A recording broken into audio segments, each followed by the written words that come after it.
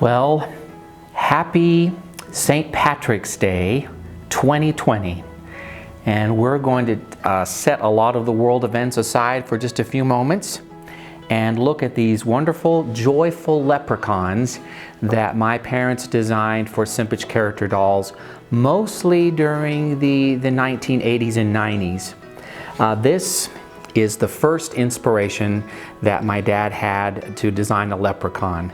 And this was proudly introduced in 1984 for a fundraiser for Young Life Ministries. And it says right here on the pot of gold, Young Life. And I remember vaguely my dad designing this, and they're limited numbered edition here. And this is number 87. And what they did is they cast these for Young Life to use for a banquet. And they placed them as centerpieces with the candle, and then people were able to purchase them, and then the money was used to raise funds for Young Life. So this was my dad's first leprechaun.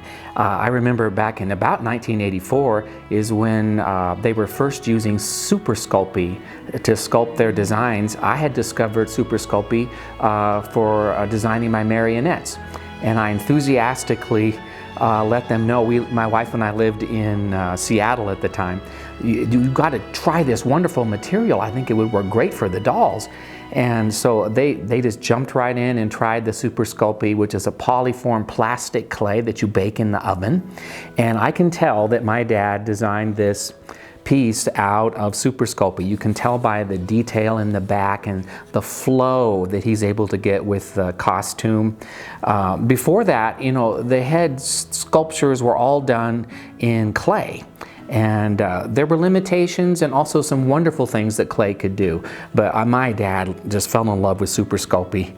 So this piece, there's not very many that we know about still in existence. They're out there in the world, but they didn't continue to produce them for the doll shop. So it was just that fundraiser for Young Life.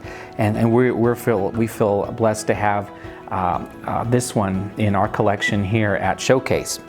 That leprechaun was an inspiration for my parents to design the first Simpich Leprechaun, and he came about in 1985, so 1 year later.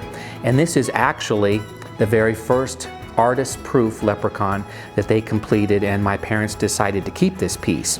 And again, you can tell that my dad used that Super Sculpey material to sculpt his legs. He's having a great deal of fun with all the detail he can put into, you know, the hole in the back of his sock and the buckles. And the hole here where his toes are showing through. So my dad was having fun. He's a joyful little leprechaun here. And notice that the pot of gold is not present. I was kind of surprised when my wife and I found this piece in my parents' collection that there's no pot of gold. And I realized that when this doll was first produced, they hadn't yet designed this. So my dad, shortly after that, designed this pot at the end of the rainbow. Again, I can tell out of Super Sculpey. And it was quickly added to the piece. Now today I've been highlighting some of the gold. Kind of a funny story about that, because my wife and I moved back from Seattle in 1986 to open up the first Simpich Marionette Theater, and I was using glitter like crazy during that season for my mermaid marionettes, and I was a real advocate of glitter. And I encouraged my parents to put glitter on the pot of gold and on his gold tooth. And they hesitated because they weren't sure they wanted to introduce glitter into the workshop, because then there'd be glitter getting in the paint and they'd be dealing with it all the time. So they said, well, it's a nice idea. Let's not do that. I even did a demo for them, showed them what it would look like. Oh, we like the way it looks, but we really don't want the glitter. And so they didn't go with that.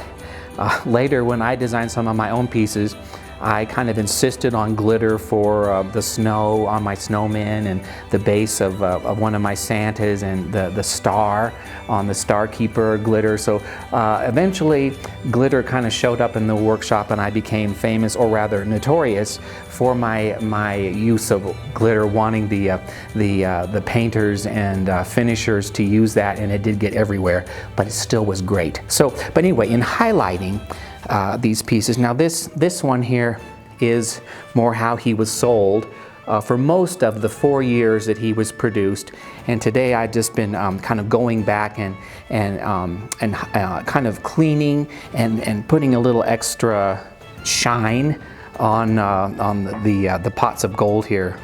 And this is O'Toole, by the way. This is his name, produced from 1985 to 1989, so a short run and a limited edition. And so he wasn't around for very long, but he was a popular piece, and I can tell that my dad was having a lot of fun when he designed him. Now, this wasn't all that my dad did with leprechauns.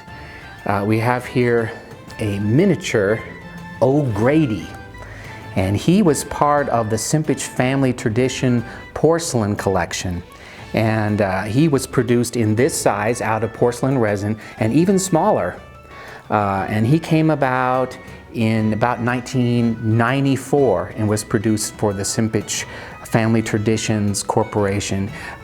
Very limited numbers, various sizes that they did for just a short period of time there. And I think that the actual sculpture that my dad did was quite a bit larger than this piece, and then they had to reduce the piece in the process of reproducing them. So this was the season of the leprechaun for my parents. These are mostly I can see my dad written all over these pieces. As a matter of fact, my dad had a thing for the Simpich dolls being joyful. He wanted to communicate joy, and if you knew my dad as well as I do, my wife and I are caring for him now that he's in his 90s. We're with him every day. He is a very joyful person, and he's always wanted to express that through his art. And that comes through over and over and over again in my parents' pieces. He insisted that the pieces stand in contrast to what he called the despair of modern man. And it's pretty easy to have despair kind of leak out of an artist's hands into his artwork. My parents insisted on doing something different with the Simpich dolls. And I think on a day like this, where our entire world is dealing with the coronavirus, it's a historic event in 2020.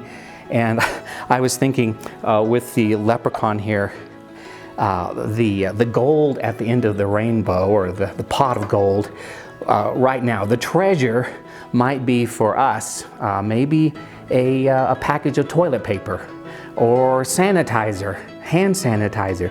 I mean, the groceries and everything, as I'm speaking to you right now, are getting harder and harder to get, and we don't know exactly what's going to happen. But you know, O'Toole reminds me that we can have joy, and that's what he's here for. That's what my parents' Simpich dolls are here for, is to remind us that there is joy. And my dad will be the first to say that the pot of gold at the end of O'Toole's rainbow would be this verse from Matthew 6:19 through 21. Do not store up for yourself treasures on earth, where moth and rust destroy, and where thieves break in and steal. But store up for yourselves treasures in heaven, where neither moth nor rust destroys, and where thieves do not break in or steal. For where your treasure is, there your heart will be also. Well, I kind of think on this St. Patrick's Day 2020, that is a verse worth highlighting